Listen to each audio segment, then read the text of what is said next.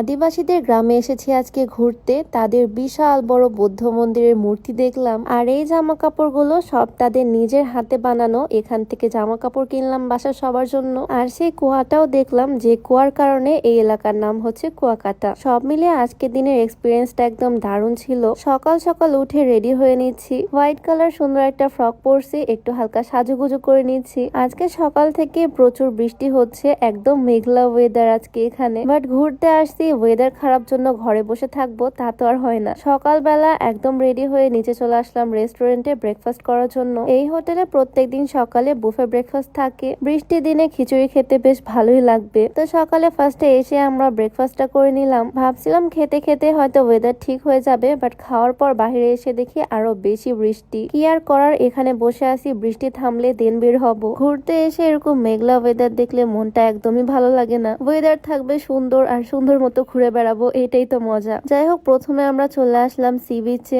সকাল সকাল সমুদ্র একদম প্রচুর উত্তাল থাকে, আর একদম কিনারে চলে আসে পানি। মেঘলা ওয়েদারে সমুদ্রের পাড়ে একদম ঠান্ডা খোলা বাতাস, ভীষণ ভালো লাগতেছে। একটু যে ওয়েদার এনজয় করব তারও উপায় নাই, আবারও চলে আসলো একদম ঝুম বৃষ্টি। বৃষ্টির মধ্যে একটা দোকানে এসে দাঁড়ালাম, আর দোকানে দেখলাম এরকম কাচের চুড়ি। আমার ড্রেসের সাথে চুড়িগুলো একদম ম্যাচিং হয়ে গেছে, তাই পরে নিলাম। বৃষ্টিটা এখন একটু থামলো। এখন আমরা যাব আদিবাসীদের গ্রামে বাইকে করে। কুয়াকাটা থেকে অনেকটাই দূরে এই আদিবাসীদের গ্রাম। এই জায়গার নাম হচ্ছে মিস্ত্রিপাড়া। কুয়াকাটার সবগুলো সুন্দর সুন্দর জায়গায় আমাদের ঘুরে দেখা শেষ, তাই আজকে এসেছি এই আদিবাসীদের গ্রামে ঘুরে দেখতে। আমাদের দেশে এখন পাইলস রোগটা প্রচুর পরিমাণে বেড়ে গেছে। বলতে গেলে এখন প্রত্যেকটা ঘরে ঘরে পাইলসের সমস্যা। অনেকে হয়তো লজ্জায় কাউকে বলতে পারে না, বাট পাইলসের মতো এই জটিল সমস্যারও সমাধান আছে, যেটা হচ্ছে এই পাইলস কেয়ার সফট ড্রিঙ্ক। এটা বাংলাদেশের বিএসটিআই কর্তৃক অনুমোদিত হওয়ায় কোন রকমের সাইড ইফেক্ট নাই। এটা পাইলসের সমস্যাটাকে একদম ভিতর থেকে সমাধান করে। তোমরা চাইলে এই পাইলস কেয়ার সফট ড্রিঙ্কটা নিয়ে নিতে পারো provencarebd.com ফেসবুক পেজ থেকে। তাদের পেজটা আমি ক্যাপশনে ট্যাগ করে দিব।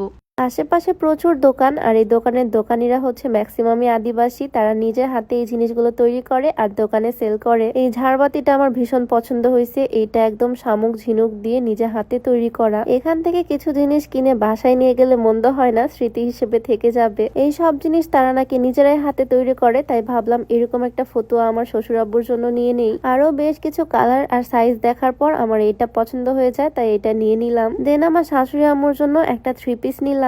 এই নীল কালার 3 পিসটা ওনাকে অনেক সুন্দর মানাবে, যেহেতু আমার শাশুড়ি ফর্সা মানুষ, অনেক সুন্দর লাগবে। ডিজাইনটাও এটার অনেক সুন্দর। একই জিনিস আমি আমার আম্মুর জন্য নিয়ে নিলাম, কালারটা একটু ডিফারেন্ট। এই কালারটা আমার আম্মু অনেক পছন্দ করবে, একদম ডার্ক একটা কফি কালার, সেজন্য এটা আমার আম্মুর জন্য নিলাম। একটা জায়গায় ঘুরতে আসলে সবার জন্য জিনিস কিনে নিয়ে যেতে আমার খুবই ভাল লাগে। এখান থেকে যদিও সবার জন্য নিতে পারিনি, লাস্ট দিন রাত্রেবেলা আমি বের হব শপিং এ সবার জন্য কেনাকাটা করতে। এই ড্রেসটা আমি আমার বোনের জন্য নিয়েছি। আমরা এবার ঘুরতে আসছি দুইজনেই, মানে শুধু আমি আর আমার হাজবেন্ড। বাট এসে শপিং করতেছি সব আমার ফ্যামিলি মেম্বারদের জন্য, নিজেদের জন্য এখনো কিছু নেওয়া হয়নি। তাদের হাতে বানানো একটা লুঙ্গিও নিয়ে নিলাম এখান থেকে। তো এই দোকান থেকে অনেক কিছুই নেওয়া হয়েছে। এইদিকে বেশ কিছু কসমেটিক্স এর দোকানও আছে। এখান থেকে আমি নিয়ে নিলাম এই ঝিনুক গুলো, ঝিনুক নাকি শামুক যেটাই বলে। এইটা আমি 2টা নিয়ে নিছি, আমার কাছে ভীষণ ভাল লাগছে। একটু সামনে আগাতেই দেখি এখানে একটা আপু বসে বসে চাদর বুনতেছে। তাদের কিন্তু অনেক গুণ, মাশাআল্লাহ, অনেক কাজ জানে তারা। হেঁটে হেঁটে এখন যাচ্ছি তাদের গ্রামের ভিতরে। এই গ্রামটা আদিবাসীদের গ্রাম, এখানে থাকে রাখাইনরা। সুন্দর একটা গ্রাম, চারিপাশে গাছগাছালিতে ভরা। আর এখানকার বাড়িগুলো দেখো কেমন উঁচুতে বাড়ি করা। প্রাচীনকালে যখন তারা জঙ্গলে বসবাস করত, তখন মাটি থেকে এরকম উঁচু করে বাড়ি করত, যাতে কোনো জন্তু জানোয়ার আসতে না পারে। সেই ট্রেডিশন ফলো করে এখন পর্যন্ত তারা উঁচুতেই বাড়ি করে। ঘুরতে ঘুরতে তাদের একটা বাড়িতে চলে আসলাম।